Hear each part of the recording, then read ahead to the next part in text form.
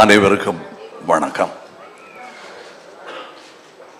இந்த எங்கள் பயணத்தில் ஆரம்பம் முதல் எங்களை தாங்கி பிடித்து இந்த மேடை வரை கொண்டு சேர்த்ததில் பெரும் பங்கு உங்களுக்கும் உள்ளது. அது மறுக்க முடியாத உண்மை. நீங்கள் எப்போ வேணால் இது எப்படி இருக்குன்னு தெரியலன்னு ஒரு அங்கலாய்ப்புடன் யாருமே பேசலைங்கிறது எங்களுக்கே ஆச்சரியமாக இருந்தது.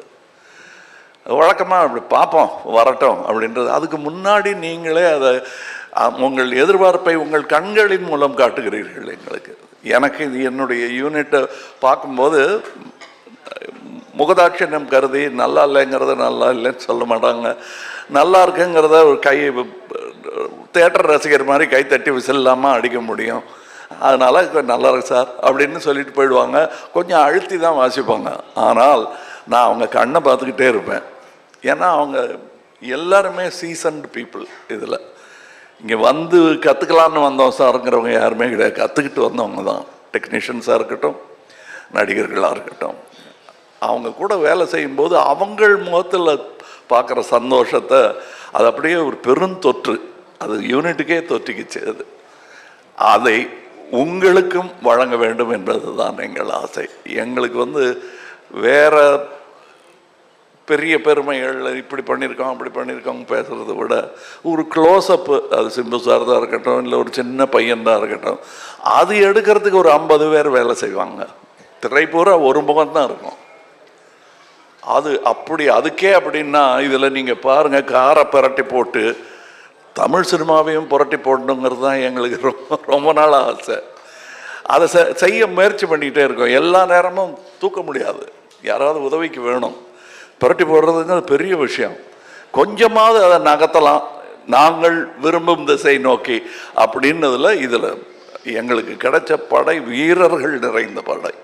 அதுவும் பிஹைண்ட் த சீன்ஸில் நீங்கள் பார்த்தது ஒரு கிளிம்ஸு தான். ட்ரெயினில் வேகமாக போகும்போது சீனரி தெரிகிற மாதிரி உங்களுக்கு தெரியும். நாங்கள் கிட்ட ஜங்ஷனில் நின்று எல்லாரையும் வண்டியில் ஏற்றிக்கிட்டு வந்தவங்க எத்தனை பேர் உழைத்திருக்கிறார்கள். இன்டர்நேஷ்னல் தரத்தில் இருக்கும் எங்கள் டெக்னீஷியன்ஸ். நிஜமாகவே வெளிநாட்டில் இருந்து வந்து வேலை செஞ்சவங்க, இங்கேருந்து வேலை செஞ்சவங்க வெளிநாட்டுக்காரங்க பாராட்டுற அளவுக்கு வேலை செஞ்சுருக்காங்கங்கிறது தான் என்னுடைய தாழ்மையான கருத்து.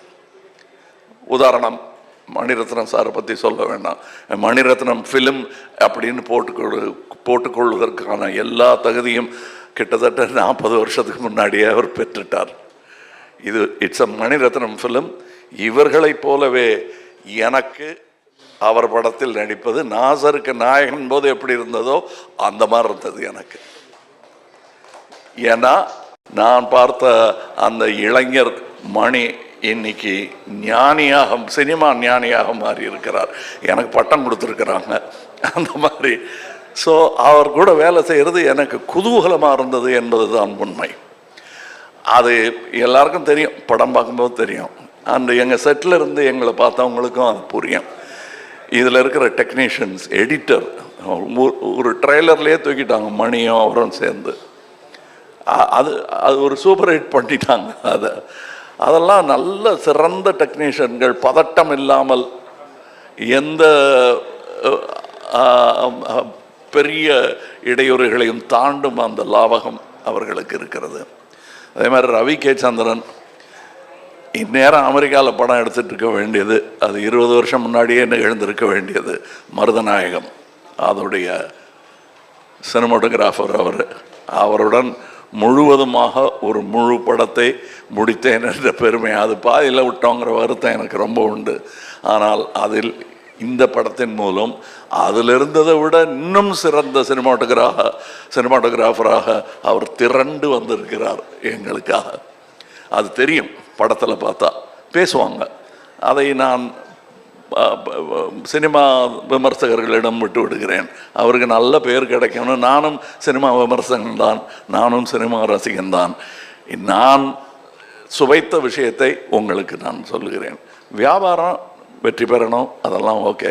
என் சினிமாவும் வெல்ல வேண்டும் என்பது தான் ஆரம்ப காலத்திலிருந்து நாங்கள் அதான் ஒரே மாதிரி எண்ணமுடையவர்களுடன் பேசிக்கொண்டோம். நாங்கள் செட்டில் இருக்கும்போது மணி சார் ஆகட்டும், நடுவில் போய் பேச டைம் இருக்காது. அதுவும் டெக்னீஷியன்ஸுக்கு மேலேயும் கீழேயும் பார்த்துக்கிட்டு ஒரு மாதிரி சித்தர் மாதிரி அலைஞ்சிட்டு அங்கே. அதுக்கு நடுவில் நாங்கள் பேசுறது கூட அரட்டையாக இருக்காது. லஞ்சில் உட்காந்து பேசுறது கூட சினிமாவை பற்றியாக இருக்கும், வேற ஒருத்தர் எடுத்த நல்ல சினிமாவை பற்றியாக இருக்கும். இப்படி ஒரு அற்புதமான சூழலில் நாங்கள் இந்த படத்தை எடுத்திருக்கணும். இந்த மாதிரி ஆரோக்கியமான ஒரு சூழல் ஐமைவேதே எவ்வளோ பணம் கொடுத்தாலும் கிடைக்காது. அது எனக்கு கிடைத்தது, ராஜ்கமலுக்கு கிடைத்தது. ராஜ்கமலுக்கு பின்னாடி இருக்கிற அந்த இன்டர்நேஷ்னல்ங்கிற அந்த வார்த்தைக்கு முழு அர்த்தத்தை மணிரத்னம் எங்கள் டெக்னீஷியன்ஸ் கொடுத்துருக்கிறார்கள். இதில் உள்ள கலைஞர்கள் சின்ன சின்ன பாத்திரம் பண்ணவங்க. ஒரு சின்ன பையன்லாம் ஆக்ட் பண்ணியிருக்காரு, ஒரு 50 படம் பண்ணியிருப்பார் அந்த பையங்கிற மாதிரி பண்ணியிருக்காரு. அப்போ நிஜமாகவே 100-200 படம் பண்ணவங்கெல்லாம் சின்ன சின்ன வேஷங்கள் பண்ணியிருக்காங்க. இந்த சந்தோஷத்துக்காக, மணி சார் கூட ஒர்க் பண்ணுங்கிற சந்தோஷத்துக்காக தான் பாதி பேர் வந்தாங்க.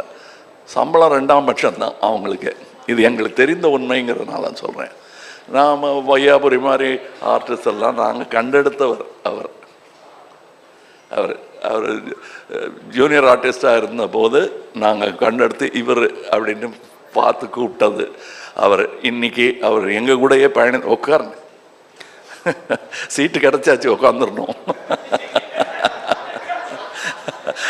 அது ரொம்ப கஷ்டம். அந்த நிலையிலேருந்து வந்த அவருக்கு தான் தெரியும். இன்னைக்கு இங்கே ஜோஜோ இல்லை, இப்போ இந்த முன் வரிசையில் அமர்ந்திருக்கிற எல்லாருமே என் நண்பர்கள் தான். அவங்களுக்கு இந்த வாய்ப்பு கிடைச்சது எனக்கு பெருமையாக இருக்குது. நீங்கள் படம் பார்த்துட்டு இவங்களெல்லாம் பற்றி நான் பேசுகிறேன். ஏன்னா இப்போ பேசும்போது அவர்கள் பெயரை மட்டுமே குறிப்பிட வேண்டி வரும். அவர்கள் திறமையையும் பற்றி பேசுவதற்கு இன்னொரு விழா நடக்கத்தான் போகிறது என்று எனக்கு தோன்றுகிறது. அந்த விழாவில் உங்களுடன் பேசுகிறேன். மற்றபடி எனக்கு உறுதுணையாக இருந்த தமிழ்நாட்டிற்கே நன்றி சொல்ல வேண்டும்.